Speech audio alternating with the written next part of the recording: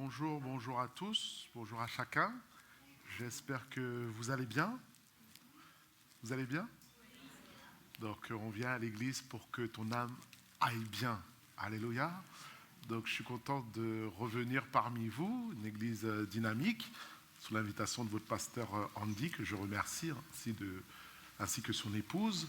Et donc la dernière fois que j'étais venu ici, j'avais apporté sur quel message j'avais apporté? Des profondeurs spirituelles. Vraiment, elle se souvient. Qui était là simplement pour se souvenir? Il y avait 4 personnes. Où étaient les autres? Donc j'avais apporté sur les profondeurs spirituelles, j'avais parlé de l'océan. Et des recherches, le parallèle entre l'océan et l'Esprit de Dieu. Aujourd'hui, j'aimerais vous parler du feu. On va parler de l'océan, on parlera du feu, le feu du Saint-Esprit. C'est pour ça que le titre de mon message, c'est « Saint-Esprit, brûle en moi ». Est-ce qu'on peut le dire ensemble? Il est allumé. « Saint-Esprit, brûle en moi ». Alors, attendez.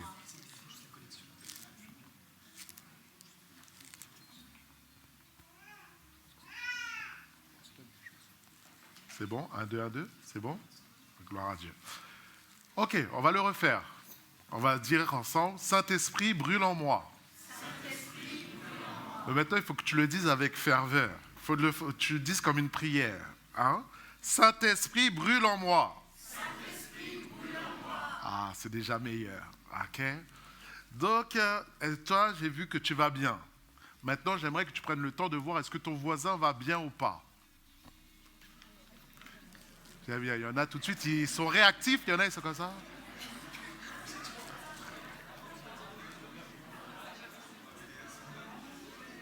Ah oui? Prends des nouvelles de ton frère et de ta sœur.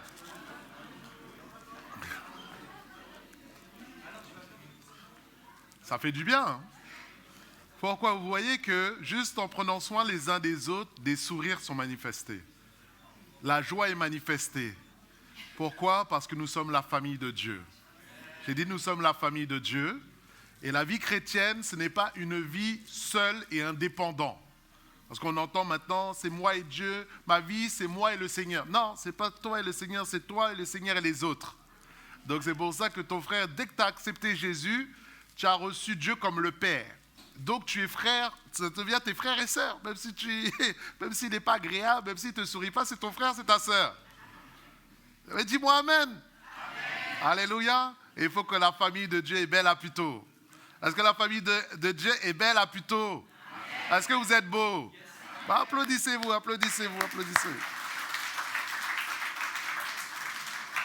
Oui, parce que quand on vient dans la maison de Dieu, on vient pour être bien.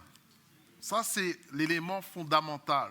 Et tout ce qui est fait autour, la prédication, la louange, l'accueil, la technique, c'est fait au fond pour que tu sois bien, pour que ton âme soit bien avec Jésus-Christ de Nazareth. Et quand quelqu'un est bien avec Jésus, il est bien avec les autres. Alléluia. Donc c'est pour ça que, en tout cas, moi je suis contente d'être parmi vous. Alors, il faut que je prêche mon message quand même, parce que sinon, il ne faut pas s'éloigner. Alors le message, c'est Saint-Esprit brûle en moi. Et le Père qui est dans les cieux est le Dieu tout-puissant qui est au-dessus de tout. Et il a envoyé son Fils unique, Jésus-Christ de Nazareth, qui est venu, qui est Dieu qui s'est fait homme. Pourquoi? Parce que personne n'a jamais vu Dieu. Parce que Dieu est invisible. Le seul qui a vu Dieu, c'est le Fils qui était auprès du Père. Donc il est venu sur terre et il a dit, celui qui m'a vu a vu le Père. Alléluia. Donc ça, c'est la pédagogie de Dieu. Donc Jésus, c'est Emmanuel. Dis avec moi Emmanuel. Dis Emmanuel. Qui veut dire? Oh, il faut que ça sorte directement. Ça veut dire quoi? Dieu avec nous. Il était avec nous, il a marché avec nous. Il est mort, il est ressuscité. C'est ce qu'on avait vécu. On a vécu la Pâque. Hein, vous avez fêté la Pâque. La Pâque, c'est la mort et la résurrection du Seigneur. Alléluia. Et donc, après, une fois qu'il a ressuscité, il est resté pendant 40 jours. Et qu'est-ce qu'il a fait sur terre? Il a pris ses disciples et les a enseigné la parole de Dieu. Donc si Jésus serait dans son corps physique, il te parlerait de la Bible. Il te parlerait de la parole de Dieu. Fais voir ta Bible. Fais voir ta Bible. Je veux voir vos paroles, la parole de Dieu, qu'elle soit digitale. Ce qu'il y a dans vos mains, c'est Jésus-Christ qui est dans vos mains. Parce que la lettre tue et l'esprit vivifie. Donc là, c'est la Bible. Chérissez la Bible. Aimez la Bible. Battez-vous pour la Bible. Parce que Jésus est la parole. Alléluia. Donc ça, c'est Emmanuel. Jésus qui a marché avec nous. Et puis maintenant, il a dit, il est monté à la droite du Père. Et il intercède pour toi et moi. Il a dit, je procède du Père, je vous envoie la promesse qui est le Saint-Esprit. Et le Saint-Esprit, maintenant, c'est Dieu en nous. Est-ce que quelqu'un a le Saint-Esprit ici? Est-ce que quelqu'un a le Saint-Esprit ici? Il a Dieu en toi. Dieu habite en toi. Dieu est assis en toi. Car tu es le temple du Saint-Esprit. Tu es le temple de la gloire de Dieu. Ce n'était pas possible dans l'ancienne alliance. C'est possible maintenant grâce au sang de Jésus. Car maintenant, notre corps est purifié par son sang. C'est pour ça que nous sommes saints et l'Esprit de Dieu maintenant peut habiter en nous. Parce que le péché et le Saint-Esprit ne peuvent pas cohabiter ensemble. Mais grâce à Jésus, nous sommes saints. Alléluia. C'est pour ça que Jésus a dit, il vous est avantageux que je m'en aille, afin que vous receviez un autre consolateur. Le consolateur est l'Esprit Saint qui est là, qui est manifesté. Maintenant, le Saint-Esprit, il est partout, puisqu'il dit, je suis omniprésent. Tu n'as pas besoin de sentir des frissons, tu n'as pas besoin d'attendre la louange pour savoir que Dieu est dans ce lieu. J'ai dit, Dieu est dans ce lieu. J'ai dit, Dieu est dans ce lieu. Donc, quand Dieu est dans ce lieu, il faut respecter ce lieu. Il faut que tu sois respectueux. Il faut que tu sois déjà en attitude de révérence, d'adorer celui où tous les êtres sont amenés à adorer en esprit et en vérité l'Éternel des armées. Et tous les anges crient, Saint, Saint, Saint, et l'Éternel des armées, Saint, Saint, et l'agneau immolé. Alléluia. C'est ce que Dieu recherche. Alors, j'aimerais que tu puisses voir cette petite vidéo qui présente juste le texte sur le Saint-Esprit au temps de la Pentecôte.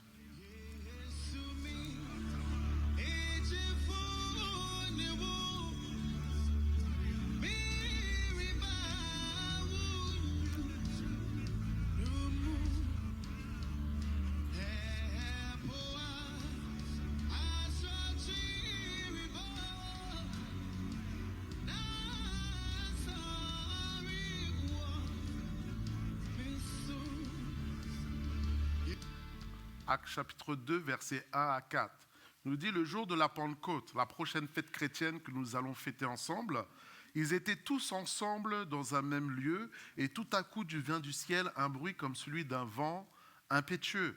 Il remplit toute la maison, ils étaient assis. Intéressant, ils étaient assis comme nous sommes aujourd'hui, assis dans la présence de Dieu. Et des langues semblables à des langues de feu leur apparurent et séparées les unes des autres se posèrent sur chacun d'eux. Tout le monde a reçu les langues de feu. Tout le monde a reçu le Saint-Esprit. Ils furent tous remplis du Saint-Esprit et se remirent à parler en d'autres langues selon ce que l'Esprit leur donnait de s'exprimer. C'est ce que nous appelons le baptême du Saint-Esprit en termes évangéliques, c'est-à-dire une nouvelle expérience après la conversion d'être rempli et immergé de la puissance de Dieu et qui est manifestée par des langues surnaturelles pour parler des langues spirituelles, pour dire des merveilles à Dieu dans une prière et une langue surnaturelle. Alléluia. Et donc ça, c'est ce que Dieu veut pour toi et pour moi. Alors c'est pour cela que le titre de mon message, je reviens, c'est Saint-Esprit brûle en moi. Et nous voyons que nous allons faire un comparatif entre le feu du Saint-Esprit, le feu naturel et le feu du Saint-Esprit. Qu'est-ce que produit le feu dans la vie des gens ? Pourquoi on utilise le feu? Quelles sont ses spécificités? 5 spécificités pour ceux qui prennent des notes. Et on va voir maintenant ce parallèle avec l'Esprit de Dieu. Alors, il nous est dit en Matthieu chapitre 3, verset 11, Jean-Baptiste qui parle et dit « Moi, je vous baptise d'eau pour vous amener à la repentance. » C'est ce qu'on appelle le baptême d'eau, l'immersion dans l'eau, le baptême.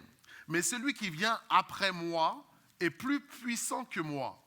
Jean-Baptiste était prophète. Jésus est aussi un prophète de Dieu, un prophète de puissance et le Fils de Dieu. Et il dit, je ne suis pas digne de porter ses souliers. Lui vous baptisera. Il faut finir les versets. De Saint-Esprit et de feu. Donc Jean-Baptiste a prophétisé une révélation du Père, déjà la vision du baptême dans le Saint-Esprit. Le Saint-Esprit est de feu et c'est une chose réelle que l'Éternel veut faire encore aujourd'hui, car le même hier, aujourd'hui et éternellement. Alors le premier point que nous allons voir, qu'est-ce que fait le feu? Comment on utilise le feu? Le feu, il communique la pureté. Pourquoi? Quand nous prenons l'or, tu prends l'or, l'or est pris dans les profondeurs de la terre. On le cherche dans les mines. Et puis quand tu prends l'or, il est peut-être mélangé avec du plomb, avec de la terre, avec toutes sortes de métaux. Et pour faire fondre tout ce qui n'est pas de l'or, on le fait passer par le feu. Et tout ce qui n'est, et la combustion de l'or, c'est 1064 degrés. Donc il faut pousser fort pour faire fondre l'or. Mais en dessous de cela, tout ce qui est l'argent, tout ce qui est le plomb, tout ce qui n'est pas de l'or, devient liquide et disparaît. De la même manière, nos vies aussi, nous sommes de l'or dans les mains de Dieu. Dieu t'aime beaucoup. C'est pour ça qu'il a donné son Fils unique. Et maintenant, nous étions dans les profondeurs de la terre. Nous étions dans l'or qui était sali dans le plomb du péché, de la saleté, de l'impureté, du diable. Le Seigneur est venu, nous a transportés du monde des ténèbres à son admirable lumière. Mais maintenant, quand il nous a sortis, nous étions de l'or qui était sali, qui était avec toutes sortes de saletés. Et maintenant, il nous envoie le feu du Saint-Esprit dans nos vies pour éliminer tout ce qui est mauvais en nous. Dis-moi Amen. Dis-moi Amen. Éliminer la saleté, éliminer le péché, éliminer les mauvaises pensées, éliminer tout ce qui ne plaît pas au Seigneur, parce que Saint, Saint, Saint est l'Éternel des armées, il a dit, comme je suis saint, tu es appelé à être saint. Comme je suis saint, tu es appelé à être saint. C'est pour ça que la sanctification ne finit jamais. Parce que l'objectif de Jésus, c'est que tu sois comme lui. Est-ce que quelqu'un y est arrivé? Est-ce que quelqu'un y est arrivé? Il peut lever la main? Comme ça, on va poser les points. Il n'y a personne. Mais maintenant, il faut tendre à la perfection. Ça veut dire qu'il n'y a aucun chrétien qui est parfait. C'est pour ça que quand tu vois dans l'église, il y a toutes sortes de comportements, toutes sortes d'attitudes, parce que nous sommes des pécheurs sauvés par grâce. C'est par grâce que vous êtes sauvés par le moyen de la foi, cela ne vient pas de vous, c'est le don de Dieu. Afin que personne ne se glorifie, Éphésiens chapitre 2, versets 8 à 9. Mais maintenant que nous sommes dans le Seigneur, nous sommes amenés maintenant à changer. J'ai dit à changer. Dis à ton voisin, je suis amené à changer. Et comme tu lui as dit ça, tu peux lui dire, et toi aussi, et toi aussi, et toi aussi. Ah oui, il n'y a personne ici qui n'est pas amené à être changé, à être transformé par le Saint-Esprit. Parce que ça, c'est un problème dans l'église.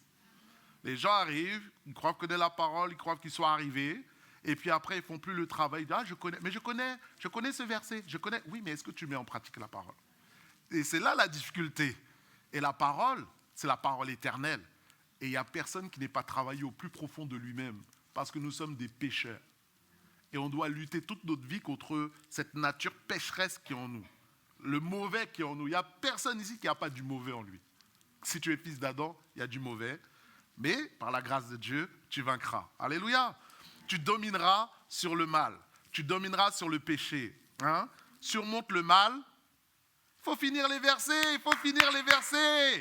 Surmonte le mal. Ah, voilà, je préfère. Alors, Deutéronome chapitre 4, verset 24 nous dit, « Car l'Éternel, ton Dieu, est un feu dévorant. » Est un feu dévorant. Imagine, c'est pour ça que quand tu vois un feu, tu peux méditer sur Jésus. Tu peux méditer sur Dieu. Puisqu'il te dit que je suis un feu, et quand Moïse a été visité par l'Éternel, il s'est manifesté dans un buisson ardent, qui ne se consumait point. Donc il y a une révélation de le feu. Et donc, ce feu veut te purifier, veut te sanctifier, il veut te transformer.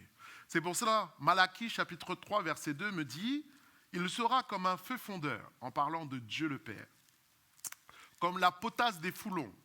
Il s'assiera, il fondra et purifiera l'argent, il purifiera les fils de Lévi. Il les épurera comme on épure l'or et l'argent. » Ésaïe chapitre 1, verset 25. « Je porterai ma main sur toi et je fondrai tes scories. » Ça veut dire les scories, c'est tout ce qui est mauvais en toi. « Comme avec de la potasse, et j'enlèverai toutes les parcelles de plomb. » Donc le Seigneur, par la grâce de Dieu, t'appelle à te sanctifier, t'appelle à te purifier. Sanctifier, ça veut dire aussi être mis à part pour Dieu. C'est pour ça que nous ne sommes plus les enfants de ce monde pour avoir les mêmes attitudes, les mêmes comportements, mais nous sommes les enfants de Dieu pour avoir les attitudes du ciel. Alléluia. Tu es ambassadeur du ciel. C'est pas parce que les gens mentent que toi tu dois mentir. C'est pas que les gens pêchent que toi tu dois pécher. On va tous rendre des comptes à Dieu, personnellement. Ah ouais, mais lui il faisait comme ça, mais lui il se comportait comme ça. Oui, mais toi, comment tu te comportes? Tu connais, ma parole est la même pour toi? Elle n'a pas changé. Donc arrête de te comparer aux gens, à comparer à la méchanceté. Toi, compare-toi à Jésus-Christ de Nazareth. J'ai dit compare-toi à Jésus-Christ de Nazareth. Dis à ton voisin, compare-toi à Jésus.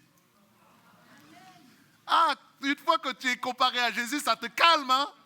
Ah, ça te calme tout de suite. Hein? Quand il était à la croix, il a dit quoi?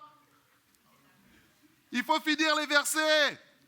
Quand il était à la croix, qu'est-ce qu'il a dit?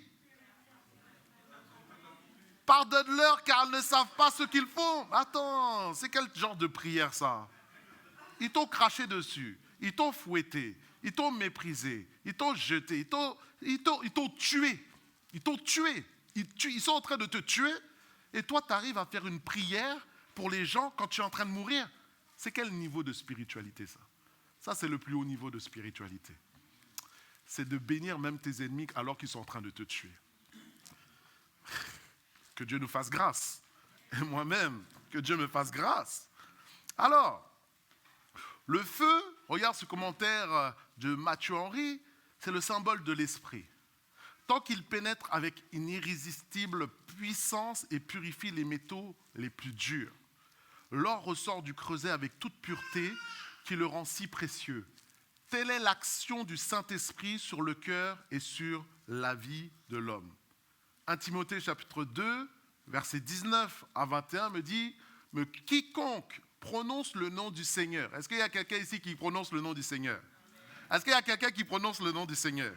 Alors cette parole est pour toi. Qu'il s'éloigne de l'iniquité, qu'il s'éloigne du péché. Dans une grande maison, il n'y a pas simplement des vases d'or et d'argent, il y a aussi de bois et de terre. Les uns sont des vases d'honneur. Mais il y a d'autres sont des âges vils. Si donc quelqu'un se conserve pur, en s'abstenant de ces choses, la méchanceté, l'impureté, les œuvres de la chair, de Galates chapitre 5, verset 19, il sera un vase d'honneur sanctifié, utile à son maître pour toute bonne œuvre. Donc tu vois que plus tu es transformé de l'intérieur par l'Esprit de Dieu pour retirer tout ce qui est mauvais, toutes les racines d'amertume, de jalousie, de méchanceté, plus tu deviens un vase pur, un vase saint, un vase mis à part, c'est-à-dire un vase d'honneur. Est-ce qu'il y a quelqu'un qui veut être un vase d'honneur ici? Est-ce que tu veux être un vase d'honneur? Est-ce que tu veux glorifier le nom de Jésus-Christ de Nazareth? Donc il dit, regarde la méthodologie. Sois purifié à l'intérieur pour avoir un impact extérieur. Plus tu es pur, plus proche du Seigneur, plus tu vas avoir un impact, plus Dieu va t'utiliser. Parce qu'il dit, tu es un vase mis à part pour toute bonne œuvre. Tu es utile maintenant. Tu n'es pas un vase qui est là, inutile. Dieu cherche un homme, Dieu cherche une femme. Et je n'en trouve pas, nous dit le texte des prophètes. Est-ce qu'il y a quelqu'un qui va se tenir à la brèche pour Dieu? Est-ce qu'il y a quelqu'un qui va être prêt à payer le prix pour Dieu? Est-ce qu'il y a quelqu'un qui va être prêt à mourir à soi-même, à ses ambitions, à sa vie, pour dire Seigneur, je me mets à part pour toi et maintenant utilise-moi. Utilise-moi. Et alors quand je suis utilisé pour toi, je produis du fruit. Parce que le fleuve d'eau vive coule en toi. Il a dit, celui qui croit en moi, des fleuves d'eau vive couleront de son sein. Et ces fleuves ne sont pas simplement pour toi, parce que quand tu es utilisé de Dieu, c'est pour les autres. J'ai dit, c'est pour les autres. Quand tu es utilisé de Dieu, c'est pour les autres. Jésus a pensé toujours aux autres. Il n'a pas dit moi, moi, moi. Il a dit les autres, les autres. Mon frère, ma sœur, mon église. Je bâtirai mon église, les portes du séjour de mort ne prévaudront pas contre elle. La spiritualité, c'est la spiritualité, la maturité dans la spiritualité t'amène à une activité envers les autres. Mais dis-moi amen. On ne peut pas être un homme spirituel sans être actif pour le Seigneur. Ce n'est pas possible. L'activité, le feu du Saint-Esprit va te pousser à agir. En tout cas, on va avancer. Il communique donc la pureté. Mais le feu aussi, il communique la chaleur. Est-ce que tu aimes le feu crépitant de la présence de Dieu? Regarde, est-ce que j'ai parlé de l'océan la dernière fois? On a parlé de la mer, on a parlé du soleil, on a parlé de la Guadeloupe. Aujourd'hui, je vais parler du ski. Est-ce qu'il y en a qui ont déjà fait du ski ici? Ah, c'est comme au culte 1, hein. C'est dur ici. Hein. C'est une église afro-antillaise. Hein. Le ski, c'est dur. Le ski nautique, ça va. Mais le ski là-haut, là, c'est compliqué. Bon, pour ceux qui ont fait du ski, tu fais du ski ou tu pars en randonnée. Et quand tu pars en randonnée en forêt et tout ça, là, et quand tu rentres au chalet, tu vois, et là, le soir, tu as l'humidité et tu as un feu de cheminée, là. Hein, et tu sens la chaleur de la cheminée est différente du chauffage d'électricité. Tu sens cette chaleur, elle est là, elle t'entoure, elle te fait du bien. Et c'est comme si elle rentre au plus profond de toi. Et franchement, tu te sens bien. Tu te sens bien dans la présence du feu. Et de la même manière, ce feu est le feu du Saint-Esprit. Quand nous venons dans la présence du Saint-Esprit, nous nous sentons bien. Pourquoi? Parce que le feu du Saint-Esprit va réchauffer ton âme. Réchauffer ton cœur, réchauffer par l'amour, réchauffer par la paix, réchauffer par la joie. Il se passe quelque chose quand tu rentres dans la présence de Dieu. Pourquoi? C'est pour ça que tu peux arriver découragé, tu arrives à l'église avec des problèmes, avec des soucis. La dernière fois, il y avait une jeune qui me disait « Ah, je priais pour savoir, mais vraiment, est-ce que je vais venir à l'église parce que j'ai tellement de combats, tellement de situations. » Et elle est venue à l'église et le Seigneur l'a bénie, le Seigneur l'a touchée et ça lui a fait du bien. Et après, elle était pleine de vie, pleine de joie, pleine de sourire. Pourquoi? Parce que dans la présence de Dieu, il se passe quelque chose. Dans la louange, il se passe quelque chose. Dans la prédication, il se passe quelque chose. Ton cœur est encouragé. Mais dis-moi Amen. Mais dis-moi Amen. J'ai dit un vrai Amen. C'est pour ça que tu ressors de ce lieu différent. Parce que c'est Dieu que tu touches. De la même manière, la chaleur du Saint-Esprit, elle est en toi. Et elle veut rayonner autour de toi. Et pense à Jésus. Regarde Jésus. Quand les disciples l'ont vu, il est allé dans le temple. Il est allé dans le temple. Qu'est-ce qu'il a fait quand il est allé dans le temple? Il faut finir les versets. Il a mis de l'ordre, il s'est mis en colère, il a renversé les tables, il a sorti les fouets. Il a dit, ma maison ne sera pas appelée une maison de voleurs. Vous avez fait une caverne de voleurs, ça sera une maison de prière pour toutes les nations. Et là, les disciples ont dit, mais c'est le zèle, le zélos, il était agité par l'esprit. Le zèle de ta maison me dévore. Le mot zélos, c'est-à-dire ferveur de l'esprit, agitation de l'esprit, force et passion pour le Seigneur. Est-ce qu'il y a des gens passionnés ici? Est-ce qu'il y a des gens passionnés ici? Dieu veut des gens passionnés pour lui. Dieu veut des gens enflammés pour lui. Dieu veut des gens qui vont faire la différence. Mais ça dépend de toi. Parce que lui est le feu qui brûle constamment. Sa présence est continuellement là. Et quand tu viens dans sa présence, c'est le feu, elle est communiquée. Et avec une allumette, tu peux embraser une forêt. Avec une allumette, tu peux embraser une forêt. Ne sois pas, mais ça, on devrait faire ça comme ça. Ne sois pas dans le camp des critiqueurs. Toi, tu es là, tu juges tout ce qui ne va pas bien dans l'église. À la louange, vraiment, aujourd'hui, le frère, là, il était fatigué, 4/20. Le prédicateur, là, mais on connaît déjà tout ça. Oh là là, vraiment. Ne sois pas dans le camp des critiqueurs, sois dans le camp des actifs. Actifs. Dis à ton voisin, actif, activité, actif. Moi, je viens de l'église en action. Je suis actif pour le Seigneur. J'ai mon couloir. Je n'ai pas le temps de critiquer les autres. Il y a tellement de travail à faire. Il y a tellement de travail à faire dans cette église. Il y a tellement de besoins. Mais il y a des gens. Ah ouais, c'était bien les kilts, Ah ouais, mais.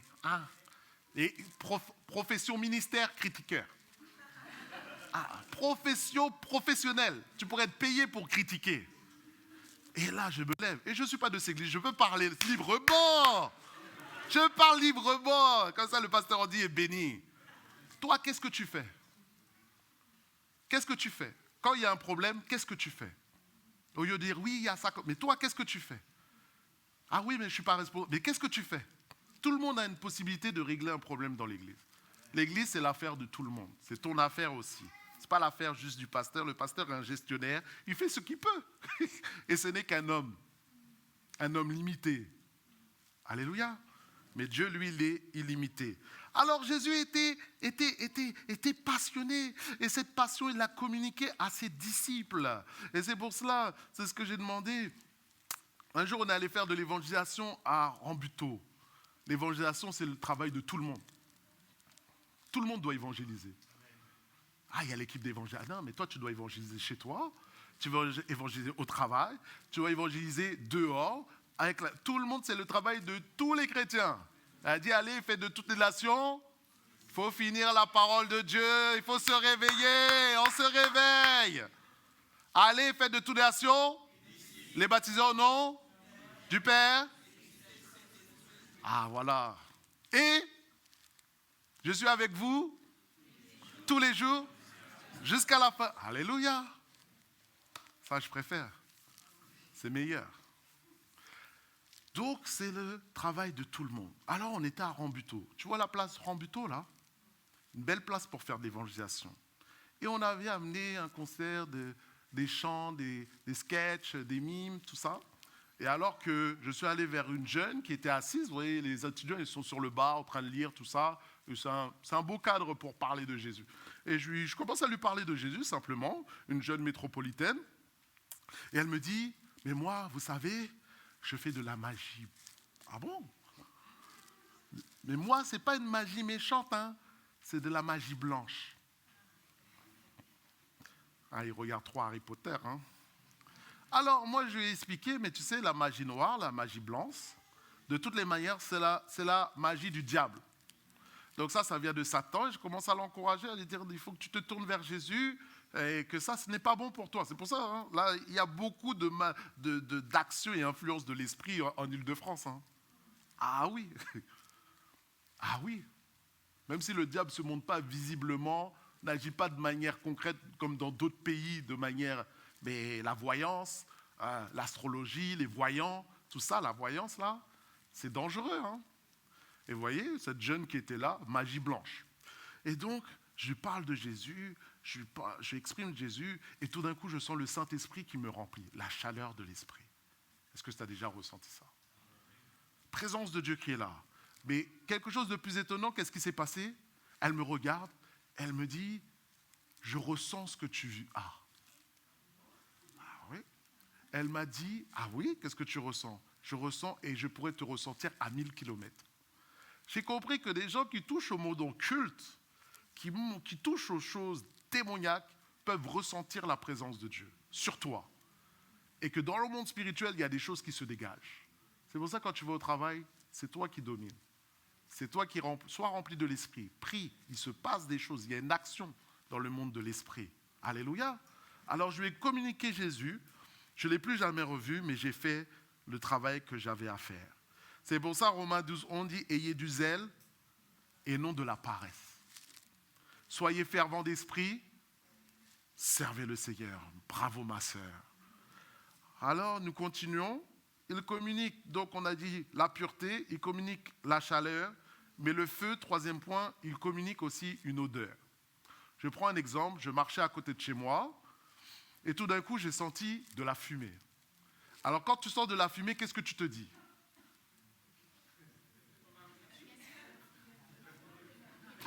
J'avais qu'est-ce que tu dis? Tu dis, s'il y a fumée, il y a feu. Il n'y a pas de fumée sans feu. Donc, la conséquence du feu, c'est la fumée. Donc, je commence à regarder, je continue à marcher, et puis tout d'un coup, ça met des antennes. Tu dis, qu'est-ce qui se passe? Si à la maison, tu sens le feu, tu sens la fumée, tu regardes s'il n'y a pas un problème, si le gaz n'est pas ouvert. Tu vois? Et donc là, je regarde et tout d'un coup, effectivement, je vois un immeuble entier qui était en train de brûler et les pompiers qui étaient là en train d'arranger tout cela. C'est pour te dire que quand il y a le feu, il y a une manifestation qui se donne. Tu vois? Et de la même manière, cette manifestation que toi, quand tu es enflammé par le Saint-Esprit, il y a une odeur qui est répandue dans le cœur des hommes. Alléluia. Et même ta réputation te précède. C'est-à-dire, on sait que ce jeune homme, c'est un homme accueillant, c'est un homme souriant, c'est un homme travailleur. C'est pour ça qu'on parle de toi sans que toi-même tu sois là, pour te donner les qualités que tu as. Et quand on te voit, on voit le feu. J'ai dit, quand on te voit, on voit le feu. On dit, ah oui, c'est vrai, effectivement, cette personne, elle est bien, elle est gentille, elle est agréable. On peut travailler avec elle. C'est une personne de confiance. C'est pour ça que la réputation est très importante. La réputation par le Saint-Esprit. Quelqu'un qui vit selon l'esprit aura une bonne réputation, aura un bon témoignage. Qu'est-ce qu'on a à lui reprocher? Cette personne, elle est droite. Elle ne veut pas des... Ah, sur le monde de travail, tu vois beaucoup de choses. Hein. Tu vois le comportement des gens, tu vois le cœur des gens. Sois droite. Sois droit.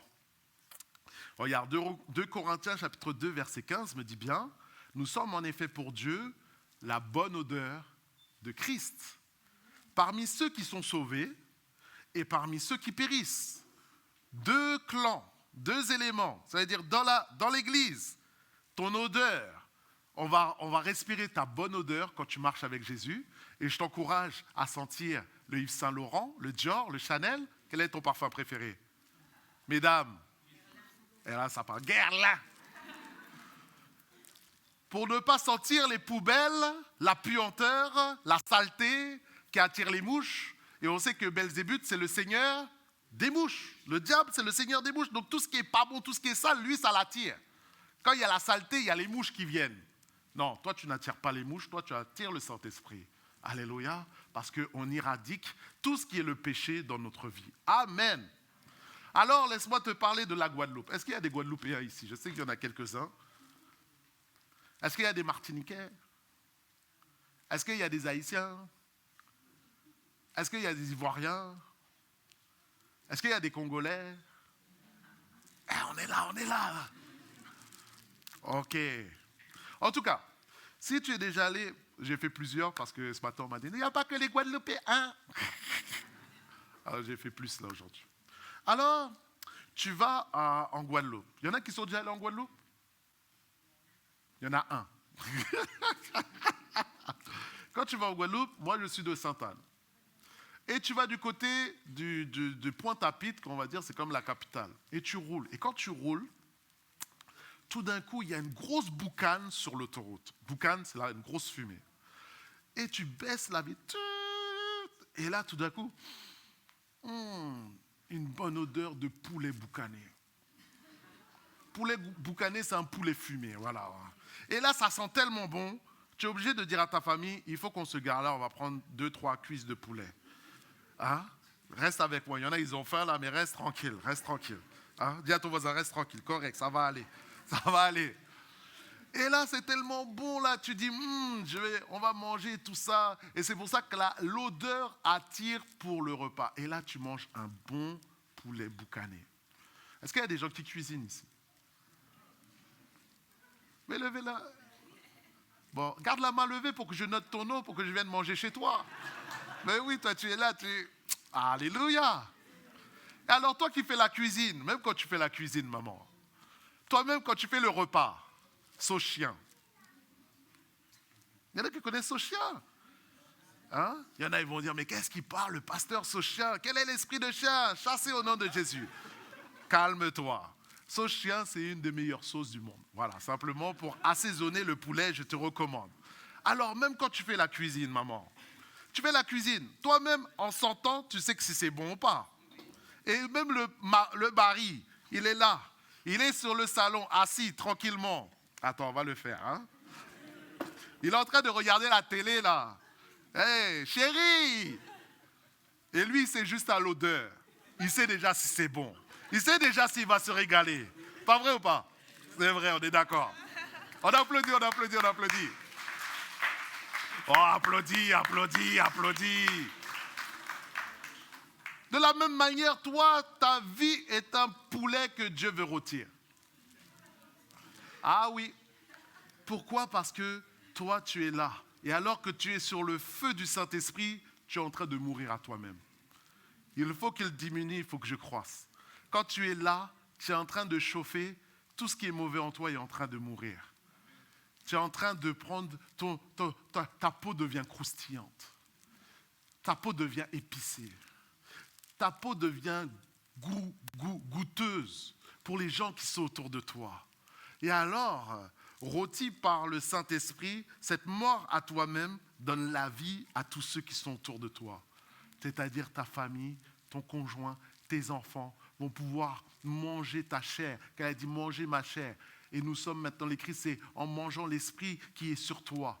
Il goûte bon, tu goûtes bon. C'est pour cela que tu n'as pas besoin de parler. Tu as besoin d'être dans la présence de Dieu. Et de vivre la présence de Dieu. Et la présence de Dieu va faire le reste. Alléluia. C'est pour cela, Jean 3,30 nous dit, il faut qu'il croisse et que je diminue. Celui qui vient d'en haut est au-dessus de tous. Celui qui est de la terre est de la terre et il parle comme de la terre. Celui qui vient du ciel est au-dessus de tous et il rend témoignage de ce qu'il a vu et de ce qu'il a entendu. Et personne ne reçoit son témoignage. Celui qui a reçu son témoignage a certifié que Dieu est vrai. On parle de Jésus. Car celui que Dieu a envoyé dit les paroles de Dieu parce que Dieu ne lui donne pas l'esprit avec mesure. Donc c'est-à-dire qu'il y a une dimension du Saint-Esprit dans laquelle tu peux encore aller plus loin. Tu peux aller toujours plus loin avec l'Esprit parce que l'Esprit de Dieu est illimité. Comme tu vois l'océan, j'ai parlé de l'océan, tu vois la profondeur de l'océan. Qui est allé dans les profondeurs de l'océan? L'Esprit de Dieu est plus grand que les profondeurs de l'océan. Personne n'est arrivé. Donc va et nage dans les profondeurs de Dieu.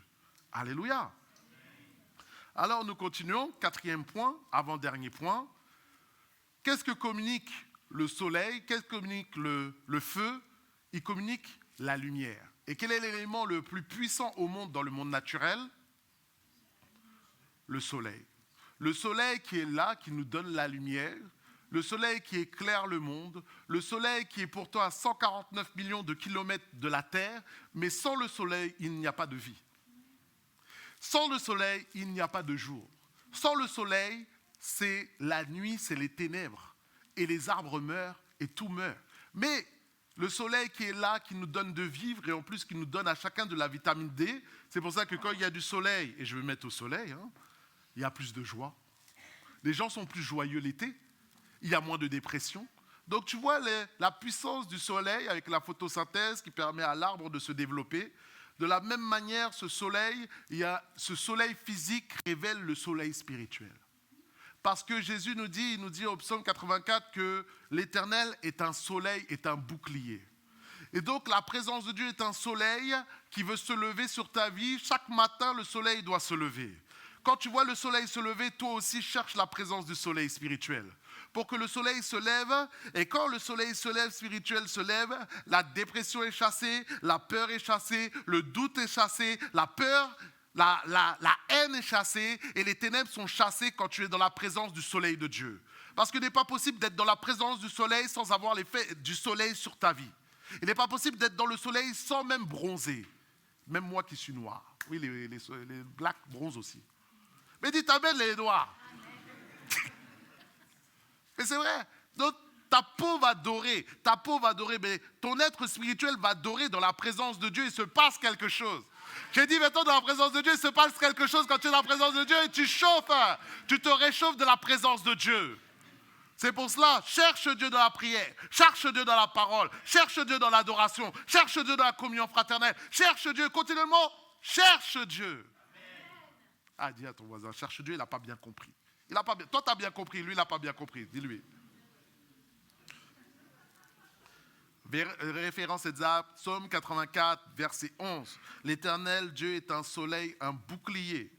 L'Éternel donne la grâce et la gloire. Il ne refuse aucun bien à ceux qui marchent dans l'intégrité. Vous voyez la pédagogie de Dieu, Il y a des principes spirituels, il y a des lois spirituelles. Si tu suis les lois spirituelles, tu auras les conséquences spirituelles selon la loi de Dieu.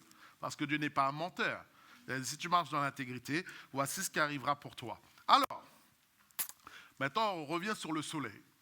Le système solaire est composé, nous on avait appris ça à l'école, de 9 planètes. Maintenant, même si Pluton a été déchu.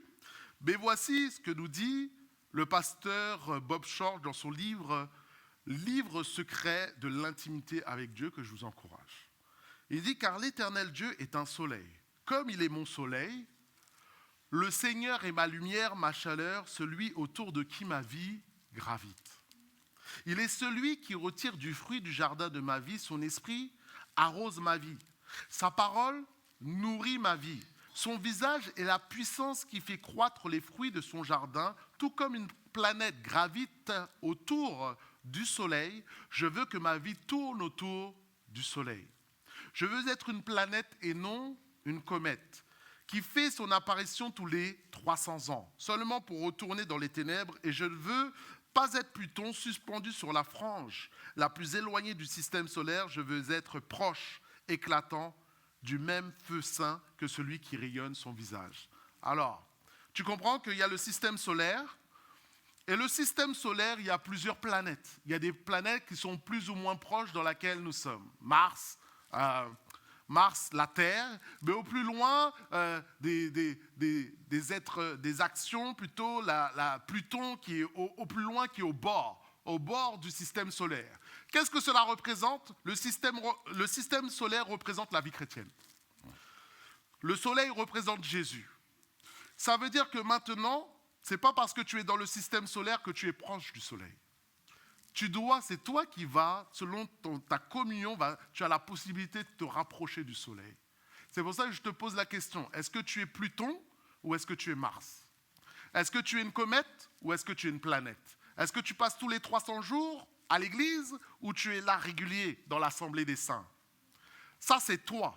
Soit c'est toi, ça c'est ta volonté, c'est ta décision de venir à l'église, c'est ta décision de marcher avec Dieu, c'est ta décision de lire la Bible, c'est ta décision d'adorer le Seigneur. Ça, Dieu ne le fera pas à ta place. Il l'a mis dans sa parole, il a dit voici les principes. Alléluia. Et pour ça, je te dis, sois proche du soleil. Sois proche du soleil. Sois proche de Jésus. Parce que là, cela va avoir une action sur ta vie. Et tu vas rayonner la gloire de Dieu. Tu vas rayonner la gloire de Dieu. Tu vas rayonner la gloire de Dieu. Tu vas rayonner le soleil de justice. Tu seras son ambassadeur de la gloire du Seigneur Jésus.